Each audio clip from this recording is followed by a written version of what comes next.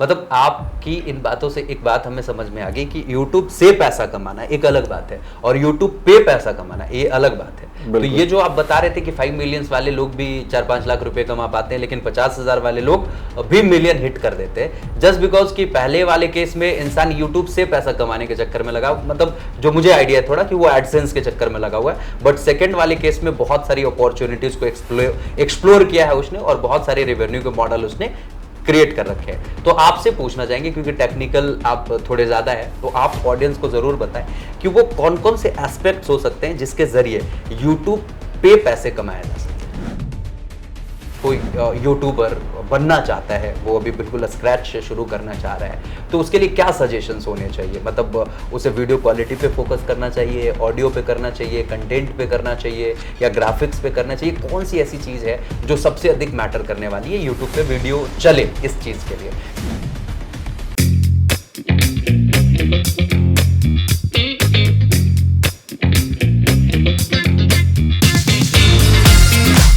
नमस्कार, मैं अनुराग दांगी आप सभी का स्वागत करता हूं आपके अपने शो टॉक्स ऑफ लेजेंड्स में। जैसा कि आप सभी जानते हैं कि टॉक्स ऑफ लेजेंड्स में हम आपको मिलवाते हैं वैसी हस्तियों से जिन्होंने अपने जिंदगी में कुछ बहुत बड़ा हासिल किया है, जिन्होंने अपने दम पे एक बड़ा मुकाम हासिल किया है।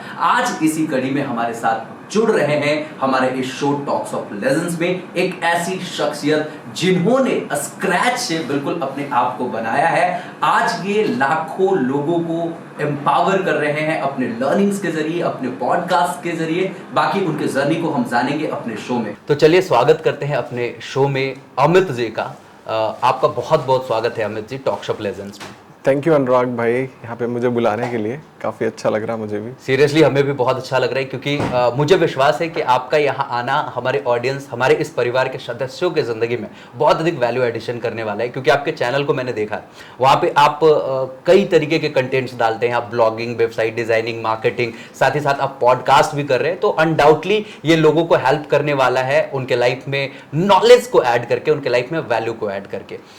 जैसा कि हम अपने शो में जब भी किसी को बुलाते हैं तो कहीं ना कहीं ऑडियंस की एक गुजारिश होती है कि उनके पास्ट के स्टोरीज के बारे में भी थोड़ा सा ज़रूर पूछिएगा। तो सबसे पहले शुरुआत करना चाहेंगे एक सवाल से कि आपका बचपन कैसे बीता, आपकी स्कूल लाइफ कैसी रही और आप कॉलेज में कैसे थे? प्लीज़ ऑडियंस को ज़रूर बताएं। बिल्कुल बिल्कुल। तो अनुराग भाई, जैसे कि मैं दिल्ली से ही हूँ और मतलब वैसे अयोध्या हमारा जो बैकग्राउंड रहता है, अयोध्या, उसके बाद फिर दिल्ली मम्मी पापा मुझे ले आए। फिर दिल्ली में ही मेरी बचपन भी यहीं पे बीता, स्कूलिंग भी यहीं पे हुई, कॉलेज भी यहीं पे हुआ। स्कूलिंग की बात ये है कि स्कूलिंग मेरी हुई नॉर्थ दिल्ली में। बहुत सारे स्कूल्स में मैं शिफ्ट हुआ। सबसे पहले हमारी कॉलोनी में एक स्कूल था, वहाँ पे मैं पढ़ता था। उसके बाद 6th क्लास में मुझे DAV में शिफ्ट कर दिया गया। तो वो भी थोड़ा सा दूर पे था हमारे घर से। फिर उस स्कूल के बाद हमको शिफ्ट कर दिया गया AJDAV। फिर वहाँ तक मैंने 10th कंप्लीट किया, मदर टेरेसा। मतलब उसके बाद फिर लास्ट के 11th 12th मैंने अपने गवर्नमेंट स्कूल्स से किया, जो कि police line north campus Delhi में पड़ता है। Okay, good. तो मतलब आपकी बातों से हमें समझ में आ पा रहा है कि आपकी लाइफ में बहुत अधिक शिफ्टिंग रहे, वो चाहे स्कूल की शिफ्टिंग हो या करियर की शिफ्टिंग रहे। क्योंकि ऑफ द कैमरा जो आपके साथ डिस्कशन हुआ तो पता चला कि आप पहले जॉब में थे, आप एक सॉफ्टवेयर इंजीनियर हैं, तो फिर आप शिफ्ट किए अपने करियर को और आपने एक यूट्यूब चैनल की शुरुआत करी, दैट्स ट्रायोटेक। तो ये ट्रायोटेक को आपने कब शुरू करा और आपने ये डिसीजन क्यों लिया? आपको कौन सी ऐसी चीज थी जिसने इंस्पायर किया कि नहीं मेरे को ये करना है? देखिए अनुराग भाई, जब हम अपने कॉलेज में था मैं, तो कॉलेज में मेरा एक मन करता था कि मैं एक कंपनी स्टार्ट करूं, ब्रांड बनाऊं, एक बिजनेस स्टार्टअप। मैं सब स्नैपडील के फाउंडर थे, फ्लिपकार्ट के फाउंडर्स थे, उन सबको बहुत ज़्यादा मुझे अच्छे लगते थे। मैं उनके इंटरव्यूज देखता था, काफ़ी कुछ इंस्पायर होता था। रात में 3-3, 4-4 बजे तक मैं कुछ पेटीएम के फाउंडर का इंटरव्यू देख रहा हूँ, तो मुझे लगता था कि मुझे भी कुछ बनाना है। तो मैंने अपने कॉलेज टाइम पे एक वेबसाइट स्टार्ट की थी, surkirana.com। 1-2 साल बाद वो बंद हो गई, बिकॉज हमें नॉलेज ही नहीं थी, मतलब कि कैसे उसको आगे ले आना। तो वो प्योर फेलियर रहा। उसके बाद धीरे धीरे फिर कॉलेज के बाद ऑन कैंपस ही हमको जॉब में डाल दिया गया। मतलब मैंने एक बड़ी MNC में एज अ जॉब मुझे मिल गई सॉफ्टवेयर इंजीनियर की, तो वहाँ पे शिफ्ट हो गए हम सब। फिर वहाँ पे जाने के बाद जो मेरा माइंडसेट वो एक एम्प्लॉय वाला हो गया। तो वहाँ पे मैं ये नहीं सोच पाता था कि भाई एक बिजनेसमैन की कैसी सोच रहती है। तो मेरी कंपनी का नाम था विप्रो, जो आप सब जानते हो। अजीम प्रेम जी उसके ओनर थे। तो जॉब पे जाने से पहले मेरा माइंडसेट एक अजीम प्रेम जी के लेवल का मैच करने की मैं कोशिश करता था, हालांकि कभी नहीं कर पाऊंगा, बट मैं उस टाइप का सोचता था। जब मैं जॉब पे गया तो मैं सिर्फ अपने मैनेजर, जो मेरा मैनेजर था, उसके माइंडसेट को कम लाइक उसके लेवल तक ही सोचता था। फिर जॉब में मुझे इतना मजा नहीं आता था, मतलब मेरी सैलरी ठीक थी, बट मुझे लगता था कि मुझे और कुछ करना है और पैसा चाहिए लाइफ में और कुछ ग्रो करना है। तो फिर मैंने यूट्यूब पे जावा सीखने के लिए यूट्यूब चैनल पे आया और जावा सीखता था। तो बट मुझे एक चीज बहुत ज्यादा खटक गई कि भाई वो जावा सिखाते हैं, बट वो ये बोलते हैं हर वीडियो में लाइक शेयर सब्सक्राइब करो। तो फिर मैंने जावा छोड़ के उस पर रिसर्च करना स्टार्ट कर दिया कि भाई वो अगला बंदा हर वीडियो में ये क्यों बोल रहा है। तो जब मुझे पता चला कि YouTube is a platform to make money online, तो फिर वहां से मेरा जावा छूट गया, मेरा यूट्यूब चैनल स्टार्ट हो गया। That's great, truly amazing. मतलब कि एक क्रिएटिव इंसान कहीं ना कहीं नई नई चीज़ों को एक्सप्लोर करता रहता है और जो भी उसके सिस्टम में फिट बैठ जाता है उसके साथ वो आगे बढ़ जाता है। ये मतलब आपकी जो स्टोरी है सच में इनक्रेडिबल है, क्योंकि आप जावा सीखने की शुरुआत भी कहाँ कर रहे थे, यूट्यूब पे। और यूट्यूब एक सच में शानदार प्लेटफॉर्म है जहाँ पे मतलब इसे तो एक यूनिवर्सिटी मानता हूँ, क्योंकि यहाँ पे आप जो कुछ भी सीखना चाहते हैं आप बिल्कुल आके सीख सकते हैं। क्योंकि आप ऐसे पहले भी बता चुके हैं कि बहुत सारे पॉडकास्ट आप सुना करते थे, वो पेटीएम के फाउंडर हो या फिर स्नैपडील के फाउंडर हो, तो ये हम लोग भी पॉडकास्ट ही कर रहे हैं। तो नो डाउट आने वाली जनरेशन के लिए ये पॉडकास्ट, ये इंटरव्यू सच में बहुत अधिक वैल्यू ऐड करेगा। और वो किसी शो में या बता रहे होंगे कि कभी मैंने अमित जी का इंटरव्यू सुना था और ये बातें मुझे बड़ी इंस्पायर करी और आज मैं ये कर पा रहा हूँ। That's amazing. अब यहाँ आपसे सवाल करना चाहेंगे कि आपके चैनल पे ट्रायोटेक पे मैंने देखा कि आप ब्लॉगिंग से भी संबंधित कंटेंट डालते हैं, वेबसाइट डिजाइनिंग से भी संबंधित कंटेंट डालते हैं, मार्केटिंग से भी संबंधित कंटेंट डालते हैं, आप पॉडकास्ट भी कर रहे हो और भी कुछ चीजें थी वहां पे। तो आपसे पूछना चाहेंगे कि मतलब इतना कुछ कैसे कर लेते हैं? मतलब इतना अधिक नॉलेज लेने के लिए भी आपको बहुत अधिक मेहनत करनी पड़ती होगी। How you do, how you manage? तो अनुराग भाई क्या रहता है कि जब हम किसी चीज को स्टार्ट करते हैं तो हम ये नहीं सोच के स्टार्ट करते कि ये और एक्सपेंड होगी, इसमें बहुत सारी नई चीजें हम जानेंगे। तो एक चीज से हम स्टार्ट करते हैं, वो धीरे धीरे बढ़ते बढ़ते आगे लाइक आपके पास बहुत सारी ब्रांचेस मिल जाती है, बहुत सारी एक टॉपिक के अंदर सब टॉपिक मिल जाते हैं। तो मैं कवर करता हूँ digital marketing and business. Exactly. तो इसमें क्या होता है कि डिजिटल मार्केटिंग में बहुत सारे सब टॉपिक्स हैं, सब निशेस हैं, जिसमें कि बहुत सारी चीजें कवर हो सकती हैं। और बिजनेस में तो भाई बहुत सारी चीजें, बहुत कुछ किया जा सकता है। तो ऐसे ही एक दिन मेरे माइंड में आया 2017 में, जब कोई पॉडकास्ट नहीं करता था इंडिया में, मैंने 2017 से पॉडकास्ट स्टार्ट किया। That's great. 100 प्लस पॉडकास्ट हैं, 700 प्लस वीडियोस हैं चैनल पे। दैट्स ग्रेट, मतलब आप अर्ली स्टार्टर रहे हैं। अच्छा, आपने बताया कि आप 2017 में पॉडकास्ट शुरू किया था, तो चैनल तो पहले बनाया होंगे, तो वो ईयर कौन सा था जब आपने चैनल? 2016 में मैंने चैनल स्टार्ट किया था, लेकिन बीच में 2-3 साल मैंने ज्यादा फोकस नहीं किया क्योंकि जॉब पे भी थे ना। तो जॉब के साथ इतना टाइम मिलता नहीं था, मैनेज कर पाना थोड़ा मुश्किल हो रहा होगा। तो आपने फिर डिसीजन लिया कि नहीं, मेरे को तो ये क्विट करना है। क्योंकि जब लाइफ में आप रिस्क लेते हो तो कहीं ना कहीं आपकी स्ट्रेंथ बढ़ जाती है और आपके अंदर वो जो बात होती है कि नहीं मेरे को तो ये करना है, आप उसको सच में बहुत बड़े लेवल पे कर पाते हो। तो जो समझ में आया मुझे कि उसके बाद आप कंप्लीटली ट्रायोटेक पे फोकस्ड हो गए, राइट? तो अब ये बताइए आप मुझे कि ये 0 सब्सक्राइबर से अभी लगभग 4 लाख सब्सक्राइबर के आसपास आपके होने वाले हैं, तो ये सफर कैसा रहा? देखो अभी भी चैलेंजिंग ही है, लाइक अभी तो बहुत सारे कंपटीशन बढ़ गया यूट्यूब पे, बट 0 से स्टार्टिंग तो लाइक मेरे लिए तो बहुत ज्यादा टफ रहा है। बहुत लोगों के लिए बहुत इजी भी रहा होगा कि लाइक उनको सारी चीजें बहुत इजीली मिल गई, बट यूट्यूब गेम मेरे लिए बहुत ज्यादा लाइक रगड़ने वाली थी एकदम। मैं पूरा रगड़ा हूँ यूट्यूब में, अभी भी रगड़ ही रहे हैं बहुत सारे केसेस में। बट 0 से 4 लाख लाइक वही है, अप्स एंड डाउन्स हर दिन आते हैं। किसी दिन अच्छे ग्रोथ मिलती है, व्यूज अच्छे आते हैं, किसी दिन नहीं आते, किसी मंथ बहुत लाइक सब कुछ ब्लो हो जाता है, किसी मंथ लगता है कि अरे यार क्यों नहीं चल रहा है, ये ऊपर गया था तो नीचे भी आया, अब नीचे गया तो फिर ऊपर जाएगा। एग्जैक्टली। तो ये रोलर कोस्टर चलता रहता है। That's great. आप ये बताओ मुझे कि जब आप YouTube पे वीडियो डालते हो तो हर क्रिएटर को ये लगता है यार कि मेरी ये वीडियो तो वायरल जाने वाली है, और कहीं ना कहीं जब वो अच्छा परफॉर्म नहीं कर पाता तो डाउन फील होता है। तो आप उस सिचुएशन को कैसे हैंडल करते हो, कैसे मैनेज करते हो? देखो अनुराग भाई क्या रहता है कि वीडियोस कुछ बहुत अच्छी चलती हैं, कुछ नहीं चलती। अब इतना एक्सपीरियंस तो हो गया, देख के बता सकते हैं कि ये वीडियो चलेगी ये नहीं चलेगी। तो जो नहीं चलती मुझे पहले से पता रहता है कि ये नहीं चलेगी, बट स्टिल हम कोशिश करते हैं कि इसको चला ले जाए। बट जिसके साथ एक्सपेक्टेशन होता है, कभी वो उतना मीट नहीं किया, तब लगता है कि यार वीडियो में हमने कुछ तो गलती की होगी, मे बी कंटेंट इतना अच्छा नहीं है, या फिर ऑडियो अच्छा नहीं है, या फिर गेस्ट की स्टोरी अच्छी नहीं है, या मतलब बहुत सारी चीजें हो सकती हैं, या फिर मेरे प्रेजेंट करने का उसमें मैंने क्वेश्चंस अच्छे नहीं पूछे, यूजर स्टिक नहीं हो रहा है। तो देखो आजकल इंडिया में लोग शाइनी ऑब्जेक्ट्स की तरफ लाइक ज्यादा भागते हैं क्योंकि शाइन करते रहते हैं। तो अब उनको अगर आप ऐसी चीजें बताओगे जो कि देखो लोगों को जो उसके पीछे का जो सच है, जो रगड़ की जो मेहनत होती है, अभी जैसे अनुराग भाई को लोग जानते हैं, आपने अपने पीछे बहुत मेहनत की है, अभी स्ट्रगल आप बता रहे थे शूट करने से पहले, वो लोग नहीं देखते, लोग फाइनल प्रोडक्ट देखते हैं। एग्जैक्टली। तो वो चीज अब लोगों को फाइनल प्रोडक्ट देखना है, बट उनको वो मेहनत नहीं करनी। तो ये इंडिया का ये थोड़ा सा मैंने जो एक्सपीरियंस किया है 4-5 साल में, इसी वजह से मोस्ट ऑफ द यूथ परेशान है। वो सिर्फ देखते हैं कि अरे यार मेरे को जगुआर खरीदनी है, मेरे को लैम्बोर्गिनी खरीदनी है। इंडिया में लैम्बोर्गिनी नहीं खरीद पाता कोई, खरीद पाता है बट चला नहीं पाओगे, रोड अच्छे नहीं है इतने। बट आपने जो गोल बनाया है उस तक गोल ही रह जाता है, वो गोल घूमते रहते हो आप गोल के अराउंड, क्योंकि आपका गोल बना है बट उसका प्रोसेस नहीं है। एग्जैक्टली मतलब हम प्रोसेस से मोहब्बत नहीं करते, मुझे रिजल्ट चाहिए। कई सारे बच्चों को मैंने देखा है, क्योंकि मैं एजुकेशन में रहा हूं, तो कई सारे ऐसे भी बच्चे होते हैं जो आईआईटी की तैयारी कर रहे होते हैं। वो कहते हैं कि क्यों पढ़ा रहे हो इतना यार, सीधे आईआईटी में एडमिशन दे दो ना, वहां जो पढ़ना होगा पढ़ लेंगे। They people think like that. मतलब उनको सीधे सीधे रिजल्ट चाहिए, वो प्रोसेस में जो संघर्ष करना है, जो मेहनत करनी है, उससे वो बचना चाहते हैं। खैर आपने एक बहुत अच्छी बात कही कि लोग आज शाइनी ऑब्जेक्ट के पीछे भाग रहे हैं। मतलब आपको क्या लगता है कि अगर कोई यूट्यूबर बनना चाहता है, वो अभी बिल्कुल स्क्रैच से शुरू करना चाह रहा है, तो उसके लिए क्या सजेशंस होने चाहिए? मतलब उसे वीडियो क्वालिटी पे फोकस करना चाहिए, ऑडियो पे करना चाहिए, कंटेंट पे करना चाहिए, या ग्राफिक्स पे करना चाहिए? कौन सी ऐसी चीज है जो सबसे अधिक मैटर करने वाली है यूट्यूब पे वीडियो चले इस चीज के लिए? मेरे लिए भी काम करेगा, क्योंकि कहीं ना कहीं आप कुछ हेल्प करोगे तो I definitely use those things. बिल्कुल बिल्कुल। तो देखिए बेस्ड ऑन माय एक्सपीरियंस, मेरा जो एक्सपीरियंस रहा है वो काफी ज्यादा मतलब एक स्क्रैच वाला, एकदम रगड़ के हमने सीखा चीजें।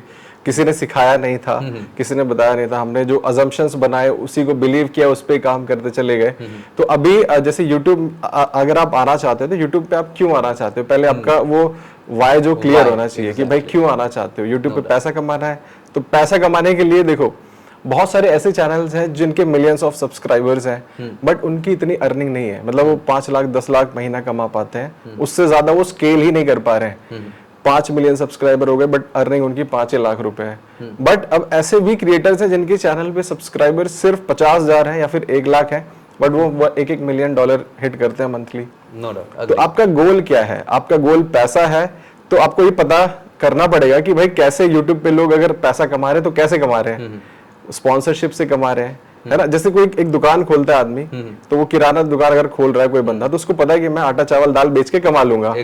यहाँ पे लोगों को पता ही नहीं पैसा कैसे कमाऊंगा, बट मैं दुकान खोल लूंगा। अब कस्टमर क्या बेचूंगा, कौन सा कस्टमर आएगा, कुछ नहीं पता। यूट्यूब पे भी सेम वही है भाई, you are serving to masses, है ना। वो आपके कस्टमर बन सकते हैं फ्यूचर। आप देखते होंगे आजकल लोग सब बहुत सारी चीजें कर रहे हैं, राइट, कुछ ना कुछ बेचते हैं। तो आपको क्लियर होना चाहिए कि आप क्यों आ रहे हो यूट्यूब पे। मतलब आपकी इन बातों से एक बात हमें समझ में आ गई कि यूट्यूब से पैसा कमाना एक अलग बात है और यूट्यूब पे पैसा कमाना ये अलग बात है। तो ये जो आप बता रहे थे कि 5 मिलियंस वाले लोग भी 4-5 लाख रुपए कमा पाते हैं, लेकिन 50,000 वाले लोग भी मिलियन हिट कर देते हैं, जस्ट बिकॉज कि पहले वाले केस में इंसान यूट्यूब से पैसा कमाने के चक्कर में लगा, मतलब जो मुझे आइडिया है थोड़ा कि वो एडसेंस के चक्कर में लगा हुआ है। बट सेकंड वाले केस में बहुत सारी अपॉर्चुनिटीज को एक्सप्लोर किया है उसने और बहुत सारे रेवेन्यू के मॉडल उसने क्रिएट कर रखे हैं। तो आपसे पूछना चाहेंगे, क्योंकि टेक्निकल आप थोड़े ज्यादा है, तो आप ऑडियंस को जरूर बताएं कि वो कौन कौन से एस्पेक्ट्स हो सकते हैं जिसके जरिए यूट्यूब पे पैसे कमाया जा सकते हैं। तो देखो, पैसा कमाने का सिंपल फंडा रहता है कि पहले तो आपका क्लियर है वाई की, लाइक क्या करना चाहते हो आप। यूट्यूब पे पैसे कमाने आ गए हो, आपको चैनल बन गया आपका, लेकिन क्या आपको पता है सिर्फ आप अगर अपने वीडियोस पे 50 व्यूज भी लेके आ रहे हो तो आप आराम से 5 लाख रुपया महीना कमा सकते हो। 10 मतलब आदमी मैटर करता है। अब आपकी ऑडियंस की क्वालिटी मैटर करती है, आपकी टारगेट ऑडियंस कौन सी है। इवन इंडिया में जो कॉमेडी चैनल्स होते हैं उनको नहीं पता सिर्फ कॉमेडी करना है, बट मोनेटाइज कैसे करना है उनको ये भी नहीं पता। आगे से ब्रांड बोलता है कि अच्छा हम आपको इतना पैसा देंगे, उनको उससे भी डील करना नहीं आता। ब्रांड्स बोलेगा कि ब्रांड्स के पास बजट है 10 लाख रुपए, वो बोलेंगे how much do you charge, बोलेंगे 1 लाख रुपए, डरते डरते। अरे भाई तुम अपनी वर्थ क्यों छुपा रहे हो, अपना आपको खुले मुंह मांगना चाहिए। आप अपने आप को क्यों कम आ रहे हो, राइट। तो अब यहाँ पे आपकी टारगेट ऑडियंस कैसी है। अगर देखो आप इंग्लिश में वीडियोस बनाते हो, आप 100 व्यूज ही लेके आते हो, किसी टूल का आप रिव्यू करते हो, सपोज आप कोई टूल पकड़ते हो जैसे जिसपे कि आपको एफिलिएट कमीशन $100 मिलेगी पर साइन अप पे। आपने उसका रिव्यू वीडियो बनाया, उसको पोस्ट कर दिया इंग्लिश में, हिंदी में नहीं, इंग्लिश में। अब जो बंदा रिव्यू ढूंढेगा, अब उसको सपोज आपकी वीडियो मिल गई, उस वीडियो से उसको वैल्यू मिली, वो जाके सब्सक्राइब करता है, आपका एक व्यू आया और आपने 7,000 रुपए कमाए। क्या बात है ना। मतलब आपने जो बताया कि एक तो एफिलिएट इनकम आप अर्न कर सकते हो, एक एडसेंस तो नॉर्मली है, एक एफिलिएट हो गया, और तीसरा आपने बताया sponsored income. Okay great, please go ahead. लेकिन स्पॉन्सर्स में उनको चाहिए व्यूज, ओके, बट उसमें भी आप एक लिमिटेड इनकम ही कर पाओगे। बट यहाँ पे जो एफिलिएट वाला सीन है, या फिर आप सर्विसेज डिजिटल प्रोडक्ट्स लोग बेचते हैं बाहर, तो इंडिया में मत बेचो। इंडिया में लोग बोलते हैं कोर्स बेच रहा है, बिक गया है, कुछ भी हो गया, इंडिया में सब ऐसे बोलेंगे। बट इंडिया से बाहर आप बेचोगे ना, अगर आप उनको, अभी परसों ही मैं एक कॉल $5,000 की बेच के आऊँ, कंसल्टेशन कॉल, 1 घंटे की कंसल्टेशन $5,000, है ना। अब वो लोग सोचेंगे कैसे करते हो। अब वही तो गेम है, मैंने बता तो दिया आपको, बाहर आप लोगों की हेल्प करोगे, दे आर विलिंग टू पे यू, मतलब आप जितना मांगोगे, बट उनकी आप हेल्प, कोई स्किल आपकी है, उनको बोल दो मुझे आपको लाइक फनल बनाना आता है आपका, मैं फनल बिल्डिंग में हेल्प कर सकता हूँ, मैं क्लाइंट्स लाके आपको दे सकता हूँ, और खुशी खुशी आप जो पैसा मांगोगे वो दे देगा। लेकिन जो बोल रहे हो वो डिलीवर भी करना, नहीं तो बाद में वो आपको सू भी कर देगा। वही अंडर प्रॉमिस ओवर डिलीवरी होनी चाहिए। मतलब आप अगर फनल बिल्ड करने में एक्सपर्ट हो तो सामने वाले की हेल्प कर रहे हो एक तरीके से, क्योंकि वो फनल बनाना नहीं जानता, जिस वजह से उसके बिजनेस कहीं ना कहीं रुके पड़े हैं, और जैसे ही आप फनल बिल्ड कर दोगे तो उसका बिजनेस स्काई रॉकेट करने वाला है। तो नो डाउट उसकी लाइफ में आप वैल्यू एडिशन करते हो, तो वो एक तरीके से कहा जाए तो इनवैल्यूएबल, उसकी कोई कीमत नहीं हो सकती। वो आप $5,000 या $10,000 ले लो, क्योंकि उससे वो लाखों डॉलर का बिजनेस बनेगा, तो दैट वर्क्स। और हाँ, आपने एक बहुत अच्छी बात कही कि इंडिया में लोगों की जो पेइंग कैपेसिटी है, उन्हें लगता है कि मुझे सब फ्री में ही मिल जाए। तो आप इंटरनेट पे हैं भाई, तो आप अपने आप को ये सैचुरेट क्यों कर रहे हो, नैरो क्यों कर रहे हो? आप बड़े स्केल पे खेलो ना, पूरे विश्व भर में खेलो, पूरा मार्केट है अपना, राइट। अच्छा, एक बात और, लाइक आप अपने चैनल पे डिजिटल मार्केटिंग के बारे में बताते हैं, तो डिजिटल मार्केटिंग एक कैसी निश है, मतलब लोगों के लिए किस तरीके से हेल्प कर सकती है, एम्पावर कर सकती है उनको अपने फाइनेंस को बड़ा बनाने में? देखिए, डिजिटल मार्केटिंग $400 बिलियन से भी ज्यादा की इंडस्ट्री है all over globe. Digital marketing की बात करें तो $400 बिलियन, $1 बिलियन में 6,000 करोड़ रुपए होते हैं। आप देख लो, इतनी बड़ी मार्केट में इतना पैसा है लोगों के पास। अब वो कैसे, आप देखो यहाँ पे ऐसे लोग भी हैं इंडिया में, आप जहां पे भी हो, जिस भी लेवल पे हो आज, बिकॉज ऑफ योर माइंडसेट। आप ये सोचते हो कि अच्छा ये सही है, तो वो आपके लिए सही है ना। तो अब आप अपने माइंडसेट की वजह से जहां पे हो, वो आपके लाइक वहीं पे रहेगा, लाइक आप वही सोचोगे और वैसे ही उस पर काम करोगे। तो डिजिटल मार्केटिंग एक ब्रॉड निश है, मतलब इसके अंदर बहुत सारे सब निशेस हैं, लाइक एसईओ, उसके बाद फिर आप लाइक फनल, मैंने बोला फनल बिल्डिंग, आप उसके बाद बहुत सारी चीजें हैं, लाइक आप पीपीसी कर सकते हो, गूगल एड्स, फेसबुक एड्स, और दुनिया कोरा एड्स, है ना। आप कोई एक स्किल पकड़ लो, उसमें मास्टर कर लो कि नहीं, आपको एसईओ बहुत अच्छे से आता है। आपको पता है 1-1 घंटे की कंसल्टेशन का लोग 2 से 3 हज़ार डॉलर चार्ज करते हैं, सिर्फ बस ये बताने का कि कैसे आपको अपना डोमेन लिंक कर देने का है और कैसे आपको एसईओ करना है। अब आपने अपने क्लाइंट को बता दिया एसईओ कैसे करना है, उसको पता है कि यहाँ से रिजल्ट ऐसा आएगा, बट आपने सिर्फ बताया है, वो करेगा तो कर पाया तो ठीक, नहीं तो करने का उससे $10,000 चार्ज कर सकते हो। इंडिया की बात नहीं कर रहा हूँ, बाहर के मार्केट की बात कर रहा हूँ। इंडिया में अगर आप काम करोगे तो आपको बहुत ज्यादा लाइक आप पेइंग कैपेसिटी, जैसे अनुराग भाई ने बोला, नहीं है, लोग नहीं पे कर पाते हैं। बट ऐसा नहीं है, इंडिया में भी बहुत सारे ऐसे लोग हैं जो बहुत, हाँ, तो चार्ज प्रीमियम, डिलीवर प्रीमियम।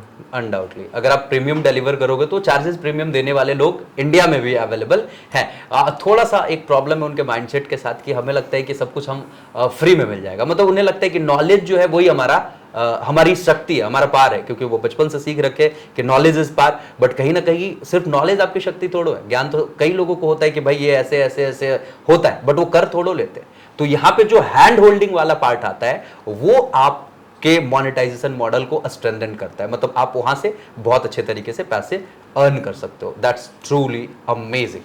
अच्छा, एक बात बताइएगा अमित जी कि आप डिजिटल मार्केटिंग के स्कोप के बारे में तो बता दिए, आप ये भी लोगों को बताइए कि कैसे वो डिजिटल मार्केटिंग सीख सकते हैं अगर वो बिल्कुल बेसिक से शुरू करना चाहें तो। देखो, सीखने का क्या है, कुछ भी स्टार्ट कर दीजिए आप। जैसे आप कहाँ से स्टार्ट करते हो, सबसे पहली चीज इंटरनेट पे क्या आता है। अगर किसी भी ब्रांड को या आपको इंटरनेट पे आना है तो क्या चीज इंपॉर्टेंट है, आपकी वेबसाइट, आपका सोशल मीडिया।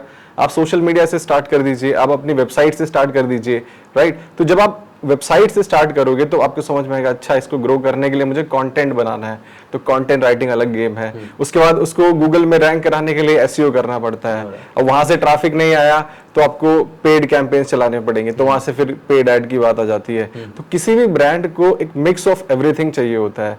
तो आपके लिए भी अगर आप स्टार्ट करें तो मिक्स ऑफ एवरीथिंग चलेगा, लेकिन एक स्पेसिफिक स्किल को आप पकड़ के काम करेंगे तो ज्यादा रिजल्ट आएंगे। अभी आपसे कोई पूछे बाहर का आदमी या फिर इंडिया में ही कि हाउ यू कैन हेल्प, आप बोलोगे मैं डिजिटल मार्केटिंग में आपकी हेल्प कर सकता हूं, तो बोलेगा डिजिटल मार्केटिंग में बहुत सारी चीजें हैं, किसमें हेल्प कर सकते हो? तो आपको एक चीज वो पकड़नी है कि मैं डिजिटल मार्केटिंग में एसईओ में हेल्प कर सकता हूं।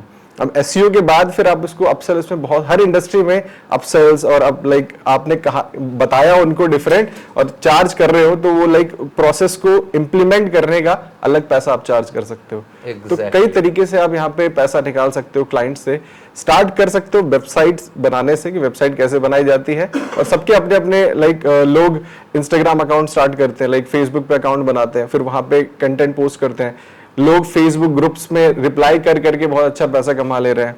इंडिया के ग्रुप्स नहीं, बाहर के ग्रुप्स की मैं बात कर रहा हूँ। वहां पे अगर आप लोगों की हेल्प करते हो तो वो आपके उसकी वैल्यू करते हैं कि आपने जो उतना इन्फॉर्मेशन उनको दिया, दे आर वेरी थैंकफुल कि भाई आपने उनकी लाइफ में एक छोटा सा वैल्यू एडिशन किया, तो वो उसको रीपे करने की कोशिश करते हैं। तो अगर आप किसी की लाइफ में ज्यादा हेल्प कर दे रहे हो तो बोलेगा jump on a Zoom call, I book a paid call with you, आप मेरे क्वेश्चंस का आंसर दे दीजिए। तो फ्री में नहीं चाहते, वो पे करते हैं आपको। तो यहाँ से आपकी जर्नी स्टार्ट होगी। धीरे धीरे आपको पता ही है कि जैसे आप काम करते जाओगे, नई चीजें आपके सामने आती जाएंगी और आप सीखते जाओगे, बढ़ते जाओगे। क्या बात है, ट्रूली अमेजिंग। मतलब आप ये जो कह रहे हैं कि लोग पे करते हैं, तो पे करने के पीछे का भी एक लॉजिक है अपना। लाइक कई बार आपको कई सारे ऐसे सलाह मिल जाते हैं कि आप अगर उस पर एक्शन लो ना, मतलब सिर्फ नॉलेज को पावर मत बनाओ, अप्लाइड नॉलेज को पावर बनाओ, मतलब उस नॉलेज को अपने लाइफ में इंप्लीमेंट करना शुरू कर दो, तो आप देखोगे कि वो आपके लाइफ में बहुत ही शानदार तरीके से वैल्यू ऐड कर पाएगा। लेकिन प्रॉब्लम क्या है कि जब ज्ञान फ्री में मिल रहा होता है तो हम उसकी उतनी वैल्यू नहीं करते, तो दे पीपल पे। और जब वो पे करते हैं ना, तो बड़े कंससली, बड़े सीरियस होकर के उस चीज को सुनते भी है और उसे अपने लाइफ में इंप्लीमेंट भी करते हैं, तभी तो रिजल्ट्स आएंगे।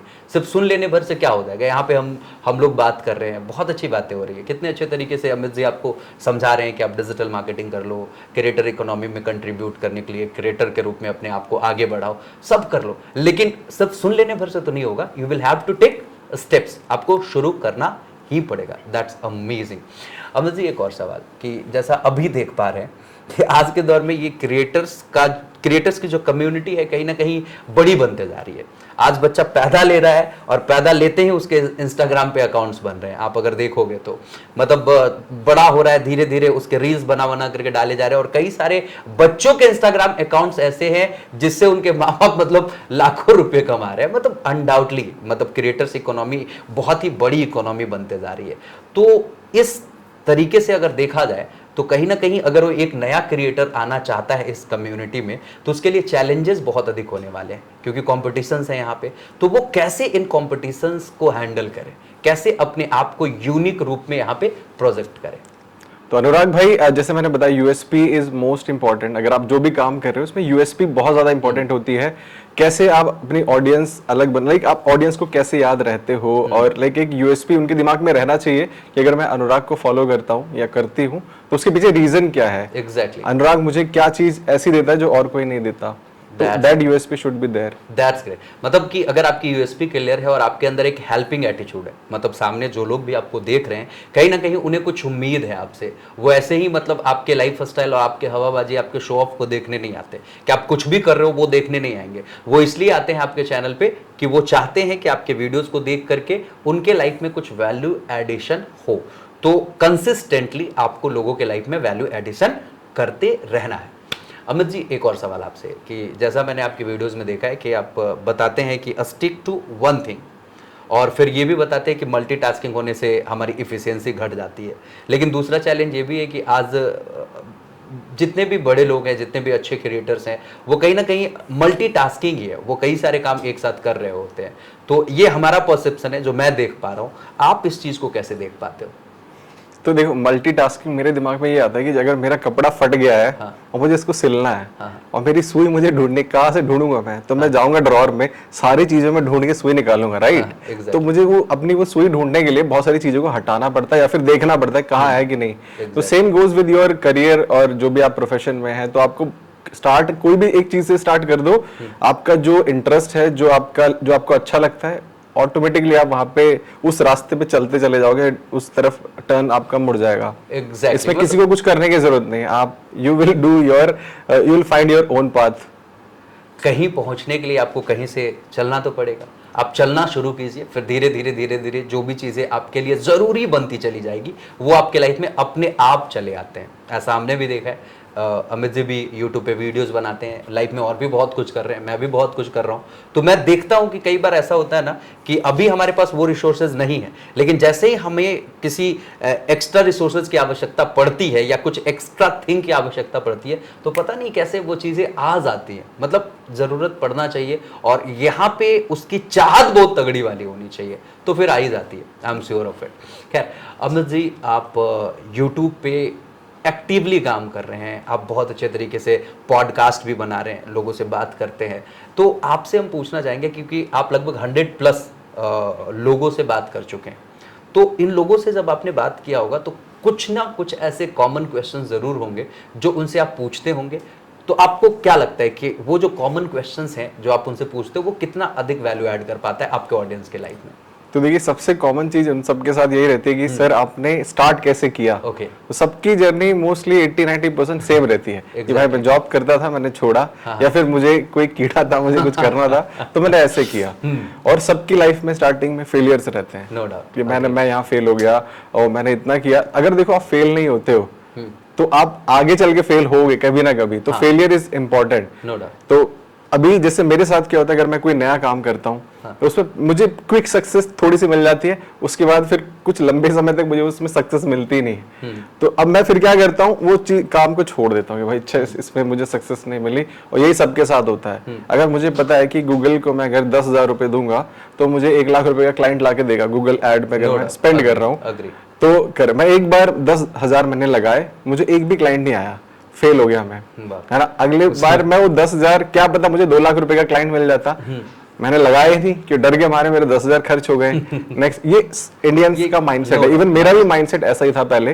तो अब यही चीज आपको जस्टिफाई करती है कि आपको अगर वहां पे कुछ करना है, फेलियर्स होने जरूरी है, और फेलियर से डर के बैठ जाओगे तो फिर बस फिर हो गया, वही आपका पोटली बंद हो जाएगी। एग्जैक्टली मतलब ये तो पता है कि भाई अगर आप 10,000 गूगल को दे रहे हो तो कहीं ना कहीं वो आपको क्लाइंट्स लाके देता है, लेकिन इन द फर्स्ट सिनेरियो आपने जो बताया कि आपके साथ ऐसा नहीं हुआ, तो माइंडसेट में आ गया कि यार क्या पता इससे होता भी कि नहीं। मतलब आप अपने स्किल्स पे डाउट करने लग गए, और जिस दिन आप अपने स्किल्स पे डाउट करने लग जाते हैं ना, तो आप समझिए कि सबसे बड़ा गुनाह करते हैं, क्योंकि परमात्मा ने आपके ऊपर विश्वास करके आपको इस धरती पे भेजा है कि आप भाई एक यूनिक बनो, आप सच में एक्सक्लूसिव हो, आपके भीतर जो चीज है वो सच में शानदार है। ऊपर वाला आप पे विश्वास कर रहा है और आप अपना विश्वास खो देते हो, तब तो दिक्कत होनी लाजमी है। खैर, अब कुछ ऐसे क्वेश्चन है हमारे पास जो कुछ टेक्निकल क्वेश्चन है, तो मैं चाहूंगा कि सीधे सीधे हमारे पास वो क्वेश्चन है, मैं आपसे पूछूं। आपसे अगला सवाल हमारा ये है कि आप ब्लॉगिंग के बारे में भी लोगों को बताते हैं, तो ब्लॉगिंग के बारे में बताइए कि ब्लॉगिंग एक कैसा निश है, इसमें क्या स्कोप है, मतलब किस लेवल तक लोग जा सकते हैं ब्लॉगिंग अगर लोग शुरू करना चाहें तो? देखिए, ब्लॉगिंग भी YouTube जैसे ही है, लेकिन YouTube पे आप वीडियो बनाते हो, ब्लॉगिंग में आप टेक्स्ट कंटेंट लिखते हो। मेन गोल आपका है, मेरा गोल था पैसा कमाना, टू बी वेरी फ्रैंक। तो मैंने देखा और ब्लॉगर्स की इनकम रिपोर्ट, तो मैं भी इंस्पायर होता था कि चलो कुछ करते हैं। तो मेरा ऐसे ब्लॉग स्टार्ट हुआ। देखो, ब्लॉगिंग का स्कोप जब तक गूगल है तब तक आपका ब्लॉग है, क्योंकि गूगल आने वाले टाइम में देखो हर मिनट लोग इंटरनेट पे बढ़ते जा रहे हैं, लोग गूगल पे सर्च करते जा रहे हैं। गूगल भी बोलता है कि वॉइस सर्च करके कुछ फाइंड करो, इवन ऐड आती है टीवी पे।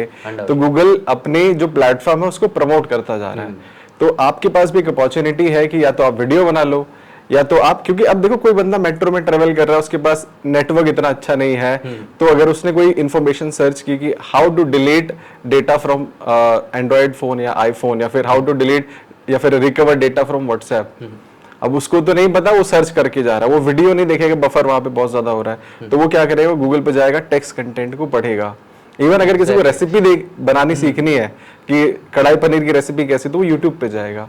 तो आपको यहाँ पे देखना है कि आप किस टाइप का कंटेंट क्रिएट कर रहे हो, अगेन आपके टारगेट ऑडियंस कौन है और कैसे आप वहां से पैसा कमाओगे। सबसे पहली चीज पैसा आपको ध्यान में रख के चलना ही पड़ेगा, क्योंकि आप लंबा चल पाएंगे। हाँ, क्योंकि कैश फ्लो बंद हो जाएगा तो आपका लाइक बिजनेस ठप हो जाएगा और पैसा नहीं मिलता, तो एक लाइक मोटिवेशन डाउन होता है। अग्री। और इसमें ब्लॉगिंग में 90% स्टार्टिंग में लोग सब फेल होते हैं, और फेल इसलिए होते हैं क्योंकि आधे लोग तो आधे रास्ते में ही खत्म हो जाते हैं। जब आपकी वेबसाइट आपको रिजल्ट देना स्टार्ट करती, उससे पहले आपने अपना सब कुछ बोरिया बिस्तर बंद कर दिया। तो ये सबके साथ है। यूट्यूब चैनल पे आप वीडियो डालोगे, 1 महीने में एक्सप्लोड होगा, कुछ आपको यूट्यूब खुद से पुश करेगा। वेबसाइट्स पे क्या होता है, इतना कंपटीशन है डेली, अगर मैं आप डेली नहीं मंथली बताऊं, 70 मिलियन से ज्यादा ब्लॉग पोस्ट पब्लिश होते हैं और 77 मिलियन कमेंट्स लोग पोस्ट करते हैं। वर्डप्रेस यूजर्स की बात कर रहा हूं मैं। तो आप देखो 70 मिलियन, 1 मिलियन में 10 लाख होता है इंडिया की, अगर हम बात करें जो इंडियन नंबर्स में होता है। देखो इतने लोग पोस्ट करते हैं और ये बढ़ता ही जा रहा है, तो लोग भी बढ़ते जा रहे हैं तो कंटेंट भी बढ़ता जा रहा है। बट आपका कंटेंट कैसा है, अब गूगल आपको पहले पेज पे क्यों रैंक करेगा वो भी आपको देखना पड़ेगा। वही यूएसपी वाली बात है। हाँ, अगर इसमें क्या होता है, इसमें जितना आप हेल्पफुल कंटेंट डालते हैं, अभी नया अपडेट भी गूगल का है कि हेल्पफुल कंटेंट जितना हेल्प करेगा आपकी यूजर की, गूगल आपको उतना ही रिवॉर्ड करेगा। क्या बात है। और जितना आप अपने एसईओ पे भी फोकस करोगे, एसईओ तब काम आता है जब आप सेकंड या थर्ड पेज पे रैंक कर रहे हो, पहले पेज पे जाना है। तो देखो ऑल एंड ऑल आपको पैसा कमाना है तो कुछ चीजें, कुछ स्किल्स सीखनी पड़ेंगी। ब्लॉगिंग ग्रो कर रहा है, इवॉल्व कर रहा है।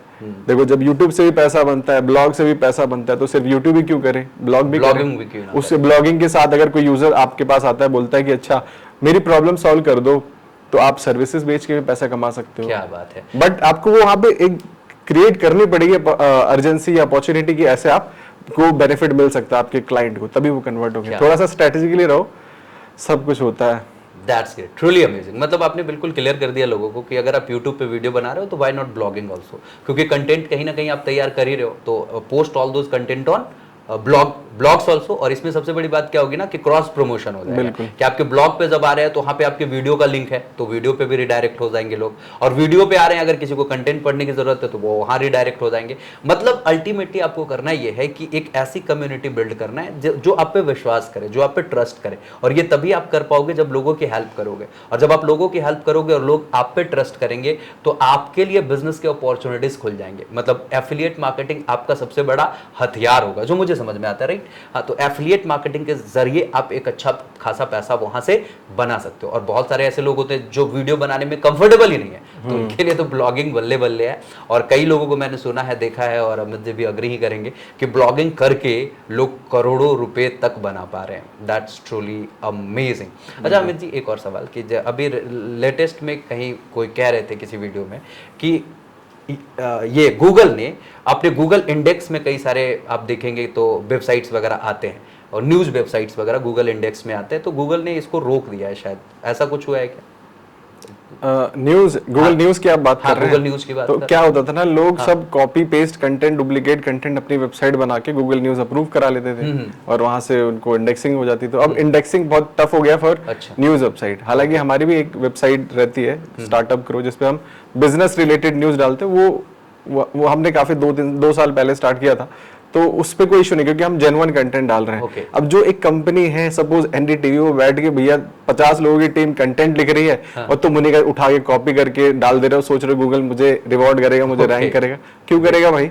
मतलब सिंपली आपको सिर्फ कॉपी पेस्ट कंटेंट पे रिलाई नहीं करना है, आपको अपना कुछ यूनिक देना होगा। बिल्कुल, कि ऑब्वियसली जब आपने मेहनत नहीं करा तो आप रिवार्ड किस बात का ढूंढ रहे हो? वही पहले ही आपने बताया ना अमित जी कि आज लोग प्रोसेस फॉलो नहीं करना चाहते, उन्हें रिजल्ट चाहिए। रिजल्ट एनडीटीवी ने बना के रखा हुआ है, छाप दीजिए उसको। ऐसा कुछ नहीं होगा भाई, ऐसे शॉर्टकट से आप देखो सीखोगे, बट ये करोगे तो आप टाइम वेस्ट भी कर रहे हो। सीखोगे जरूर, लेकिन टाइम वेस्ट आपका ज्यादा होगा यहाँ पे। तो जितनी जल्दी हो सके सीख करके अपने आप को पाइवोट करके नई चीजों को लेकर के आ जाओ अपनी चीजों में, दैट विल वर्क। अच्छा, आप एक अच्छे ब्लॉगर हैं, आप लोगों को ब्लॉगिंग सिखाते भी हैं। आपसे एक क्वेश्चन मेरे मन में है, क्योंकि अभी पिछले इंटरव्यू में हमारे पास आए थे सत्यपाल चंद्रा, जो कि मैकटैब के फाउंडर हैं। तो मैकटैब के बारे में उन्होंने बताया था कि एक वो M+ करके कुछ फीचर लेके आ रहे हैं, वो जो ब्लॉगर्स को एम्पावर करेगा। वो कैसे करेगा? तो मैं आपसे सजेशन लेना चाहता हूँ, जेन्युइन सजेशन देना कि वो कैसे करेगा। तो जैसे ब्लॉग्स पे एड्स आते हैं हमारे, तो वो एक अपना पर्सनल एड नेटवर्क बना रहे हैं, जिसमें क्या है कि अगर आप उनकी एपीआई इंटीग्रेट कर देते हो अपने साइट के साथ, तो वो एक वन टैप विजुअल मीनिंग का फीचर देते हैं, जिसमें कोई भी इंग्लिश का कंटेंट अगर पढ़ रहा है, किसी वर्ड पे प्रॉब्लम हुई है, या हिंदी का कंटेंट पढ़ रहा है, कोई वर्ड नहीं समझ में आया, तो वो टैप करता है, उसको पिक्चर फॉर्मेट में मीनिंग आ जाती है। तो नीचे उन्होंने स्पेस दे रखा है जहां पे एड्स चलेंगे।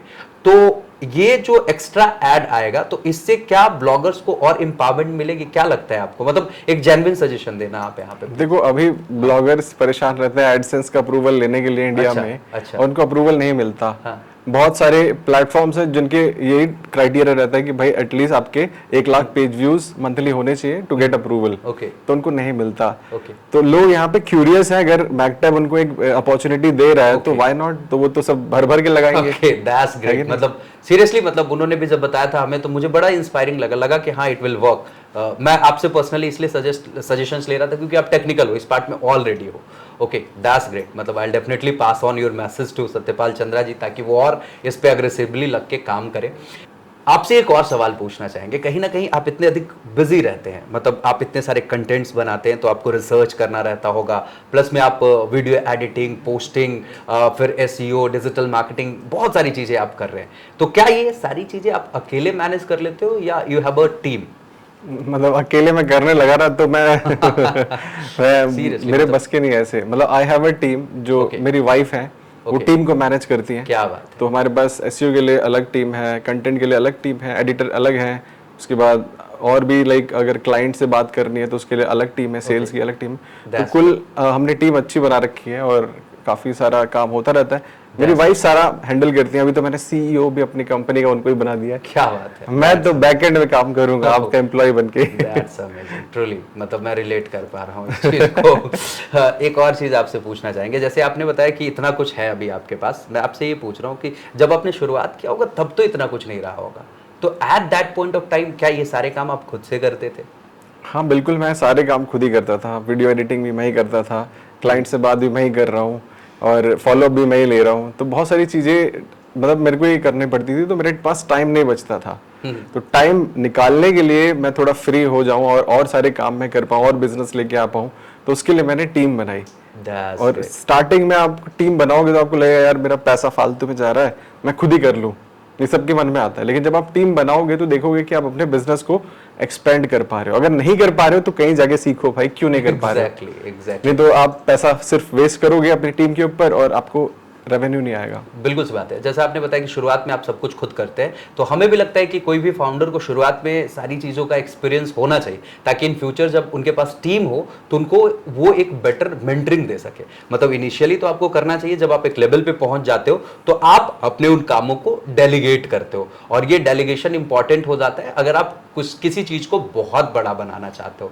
That's truly amazing Amit ji. आपसे अब चाहेंगे कि आप अपने उन सारे प्रोडक्ट्स के बारे में बताएं जो लोगों को पता चलना चाहिए। जैसे अभी आप स्टार्टअप करो की बात कर रहे थे, उससे पहले और कुछ बात कर रहे थे, तो एक एक करके सारे प्रोडक्ट्स के बारे में बताएं और वो क्या करता है, और उनके लिंक्स भी मैं यहाँ डिस्क्रिप्शन में डालूंगा ताकि लोग वहां तक पहुंचे, आपकी चीज़ों को वो जान पाए। प्लीज़। ओके, तो देखिए हमारी कुछ वेबसाइट्स हैं, जैसे कि triotech.com, जो कि एक ब्लॉग है जिसपे कि हम मार्केटिंग रिलेटेड चीज़ें पब्लिश करते हैं। दूसरी startupgrow.com है, जिसपे हम बिजनेस न्यूज़ और स्टार्टअप के जो पोस्ट रहते हैं वो पब्लिश करते हैं। उसके बाद मेरी खुद की वेबसाइट है amitmishra.co, उस पर अपन काम करते हैं। और मेरी जो एजेंसी है वो है, मतलब कंपनी है मेन, जिसके अंडर सारी चीज़ें आती हैं, वो है bizgrowmedia.com। तो इसके अंदर सारी चीज़ें हमारी आ जाती हैं। यूट्यूब चैनल है, और भी हम वेबसाइट टेस्ट करते रहते हैं, लाइक क्रिप्टो के ऊपर firstcoinguide.com हमारे पास है।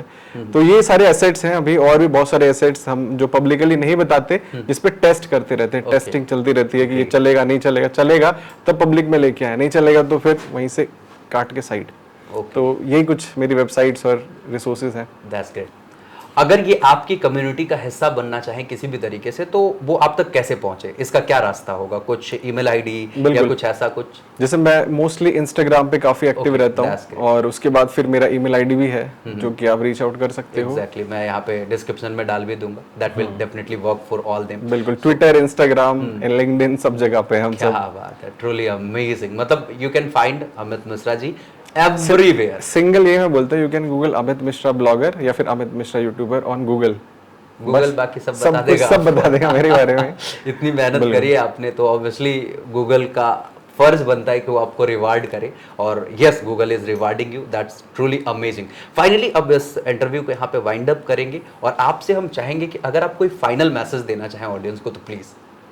भाई जैसे मैंने वीडियो स्टार्ट किया था तो स्टार्टिंग में हमने बोला था कि अगर आप कोई भी काम कर रहे हो तो स्टिक टू वन, एक स्किल पकड़ो, उसमें मास्टर कर लो और तभी वो स्किल आपको रिवॉर्ड कर पाएगी। अगर आपके से कोई पूछे कि आपकी ऑडियंस कौन है तो आपको पता होना चाहिए मेरी ऑडियंस कोचेज एंड कंसल्टेंट्स है, मेरी ऑडियंस 10th क्लास के स्टूडेंट्स हैं, मेरी ऑडियंस यूट्यूबर्स हैं। तो अगर आप ऑडियंस नहीं बता पा रहे हो मतलब अभी तक आपने कोई स्किल नहीं पकड़ी है। नहीं, ये एक पैरामीटर है, इसको पास कर लो और बस फिर लाइफ में आगे बढ़ते रहो। That's great, truly amazing. Thanks a lot Amit ji, बहुत अच्छा लगा बात करके, और अनडाउटली ये इंटरव्यू जो है लोगों के लाइफ में वैल्यू एडिशन करने वाला है। और बाकी जब ये पर्सनली आपसे कनेक्ट करेंगे कहीं पे तो इन्हें किसी भी तरीके की हेल्प की आवश्यकता होगी then definitely they will reach out to you.